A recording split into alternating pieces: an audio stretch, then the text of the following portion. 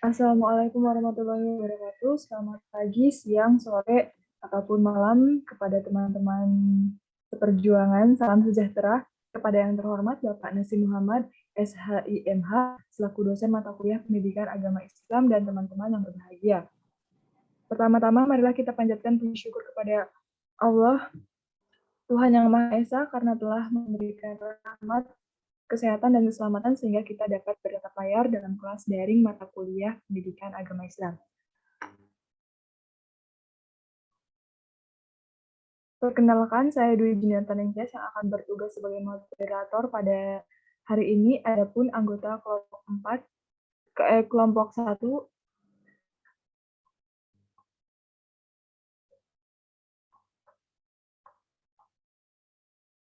yaitu Nabila Nur Safitri, Cynthia Kusuma Dewi, dan Odelia Putri.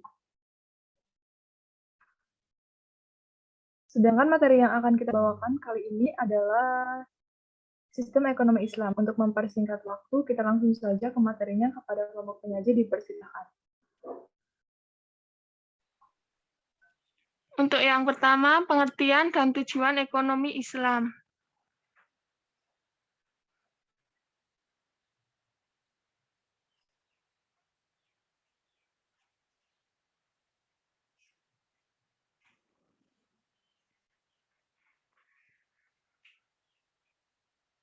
Pengertian ekonomi Islam. Pengertian ekonomi Islam menurut para ahli, yang pertama, dari buku Konsep Ilmu Ekonomi 2020, Yusuf Qaradawi merumuskan pengertian ekonomi Islam atau ekonomi syariah adalah ekonomi yang berdasarkan pada ketuhanan. Yang kedua, Faidlal Rifai dan Andi Bukhari berpendapat bahwa pengertian ilmu ekonomi Islam atau ekonomi syariah ialah suatu ilmu multidimensi atau interdisiplin, komprehensif, dan saling terintegrasi yang bersumber dari Al-Quran dan Sunnah serta ilmu-ilmu rasional.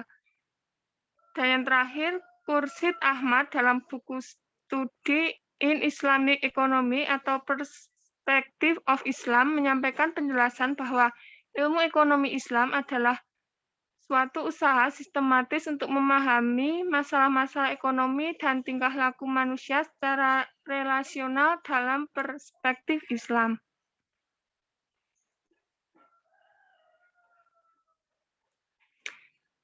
Dari beberapa pengertian tersebut dapat disimpulkan bahwa ekonomi Islam adalah suatu cabang ilmu pengetahuan yang berupaya untuk memandang, menganalisis, dan akhirnya menyelesaikan permasalahan-permasalahan ekonomi dengan cara-cara yang Islami.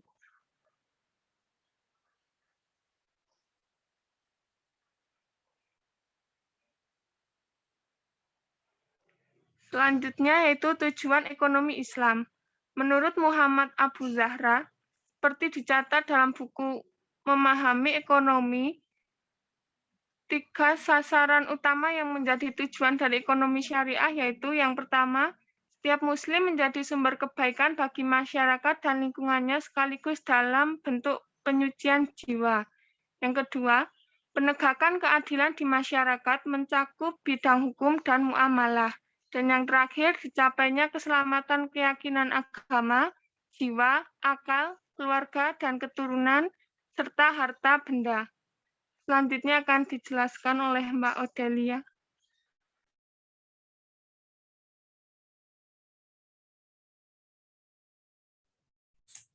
Yang kedua yaitu profit menurut Islam.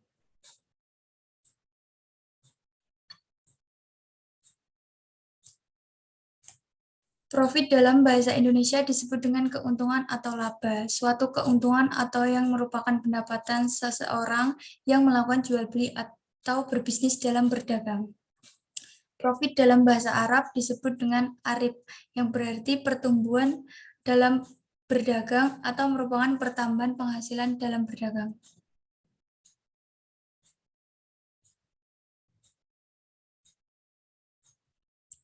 Di dalam hadis dijelaskan bahwa yang dijadikan pedoman dalam menetapkan besaran profit atau keuntungan laba yang artinya dari Urwah bahwa Nabi Shallallahu Alaihi Wasallam memberinya 1 dinar untuk dibelikan seekor kambing. Dengan uang itu ia beli 2 ekor kambing. Kemudian salah satunya dijual seharga 1 dinar.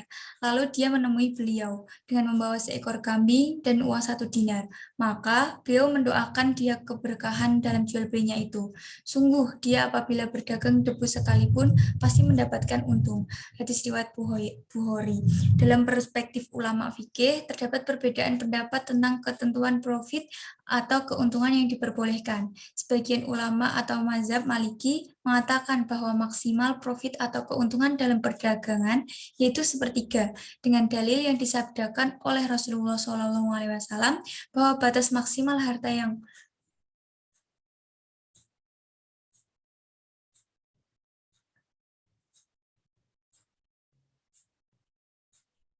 Maaf Mbak Juni, yang sebelum ketiga belum selesai.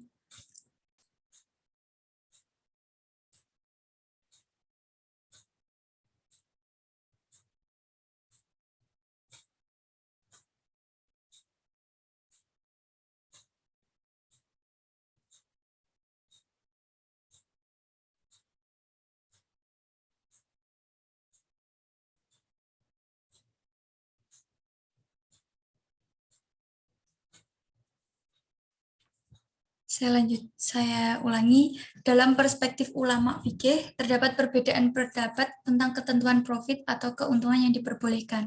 Sebagian ulama mazhab Maliki mengatakan bahwa maksimal profit atau keuntungan dalam perdagangan yaitu sepertiga, dengan dalil yang disabdakan oleh Rasulullah SAW bahwa batas maksimal harta yang dapat diwasiatkan yaitu sepertiga atau sulus. Lanjut. Yang ketiga yaitu mekanisme pasar dalam Islam.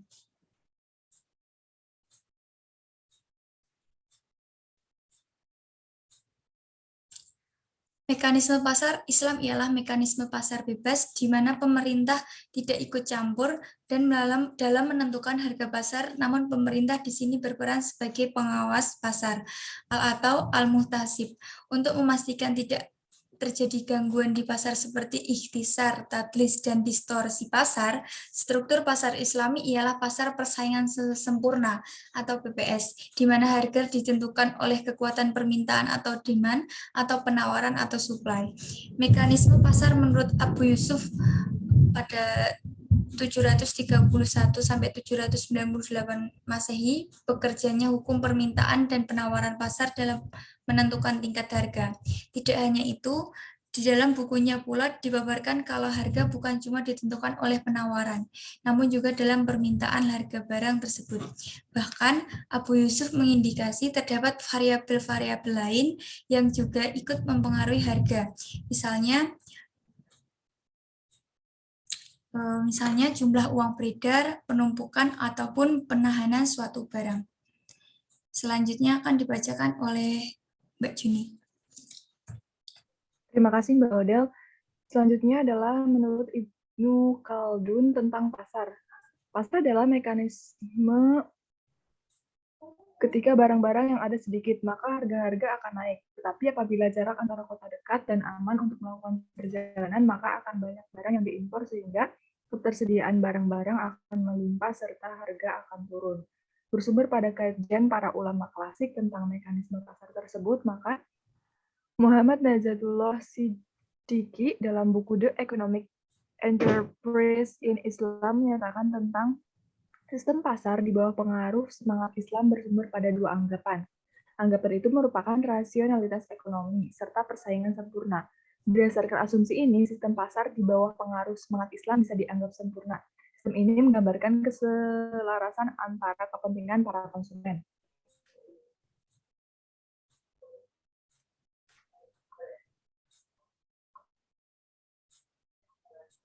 Selanjutnya, prinsip pasar dalam Islam. Yang pertama itu ada arido atas dasar kerelaan. Yang kedua, berdasarkan persaingan dagang yang sehat, bukan monopoli perdagangan. Yang ketiga, kejujuran atau honestly, di mana Islam melarang tegas melakukan kebohongan dan penipuan dalam bentuk apapun. Yang keempat, keterbukaan, transparansi. Dan yang terakhir adalah keadilan, justice. Pelaksanaan prinsip ini adalah transaksi yang dilakukan dituntut untuk berlaku benar dalam pengungkapan, kehendak dan keadaan yang sesungguhnya. Selanjutnya, lembaga permodalan atau perbankan. Bank dalam Islam yaitu bank syariah. Berdasarkan Undang-Undang Nomor 21 Tahun 2008 tentang Perbankan Syariah, bank syariah merupakan bank yang menjalankan kegiatan usaha berdasarkan prinsip syariah atau prinsip hukum Islam. Sebuah lembaga intermediasi yang mengalirkan investasi publik secara optimal, yaitu zakat dan anti riba, yang bersifat produktif, yaitu anti judi, serta dijalankan sesuai nilai etika, moral, dan prinsip Islam. Bank syariah diamanahkan untuk menjalankan fungsi sosial sekaligus menjalankan fungsi seperti lembaga Baitul Mal. Lembaga Baitul Mal yaitu lembaga yang menerima dana berasal dari zakat, infak, sedekah, hibah, atau dana sosial lainnya, dan menyalurkannya kepada nazhi atau pengelola wakaf sesuai kehendak pemberi wakaf. Pada intinya, prinsip syariah tersebut mengacu pada syariah Islam dan berpedoman utama kepada Al-Quran dan Hadis. Selanjutnya akan dibacakan oleh Mbak Bella. Terima kasih Mbak Dwi Juni. Selanjutnya saya akan membacakan tentang prinsip-prinsip syariah Islam. Prinsip-prinsip dalam bank syariah Islam, yang pertama ada keadilan dan keseimbangan, lalu kedua adalah kemaslahatan, dan yang ketiga adalah universalisme. Sedangkan prinsip transaksi yang dilarang dalam syariah Islam antara lain terdapat unsur pemaksaan, terdapat unsur dolem atau kezaliman dan pemerasan, gharar atau tidak jelas dan memanipulasi harta.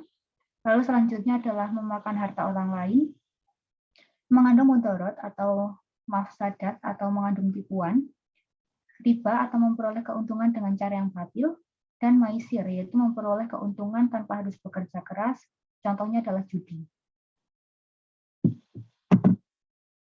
Next, Mbak Juni.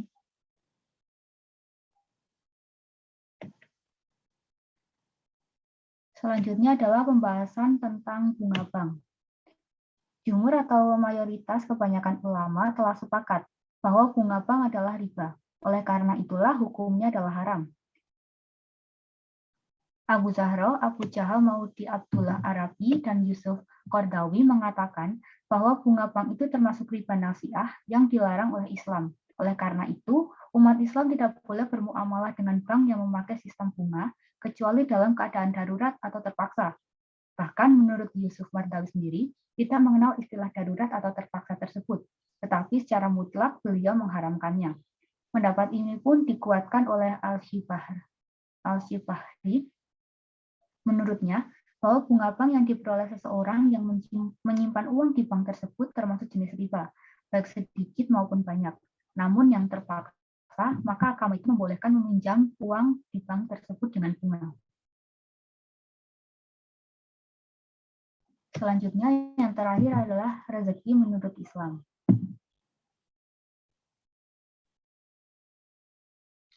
Pengertian rezeki sendiri yaitu secara umum, rezeki adalah segala sesuatu yang datangnya dari Allah Subhanahu wa taala yang bermanfaat dan dihalalkan. Bisa berupa uang, makanan, pakaian, hingga pasangan saling menenteramkan. Rezeki juga bisa berupa keturunan yang saleh dan salehah, serta nikmat yang sehat, pendengaran dan penglihatan dan sebagainya. Jadi rezeki dalam Islam sendiri tidak melulu tentang uang ataupun harta, namun juga bisa dalam bentuk yang lainnya. Selanjutnya dalam surat Ar-Rum ayat 40, Allah berfirman yang artinya, Allah lah yang menciptakan kamu, kemudian memberikanmu rezeki, kemudian mematikanmu, kemudian menghidupkanmu kembali. Adakah di antara kamu yang sekutukan dengan Allah itu yang dapat berbuat sesuatu dari yang demikian itu? Maha sucilah Dia dan maha tinggi dari apa yang mereka persekutukan. Meski kita tahu bahwa Allah Subhanahu wa taala adalah zat yang maha pemberi rezeki dan rezeki itu tidak mungkin salah alamat, tetapi bukan berarti kita layak untuk pasrah dan bermalas-malasan. Sudah selayaknya rezeki harus diusahakan, seperti dalam firman Allah yang artinya, apabila telah ditunaikan sholat, maka bertebarlah kamu di muka bumi dan carilah karunia Allah dan ingatlah Allah banyak-banyak supaya kamu menjadi orang-orang yang beruntung. Surat Al-Jumu'ah ayat 10.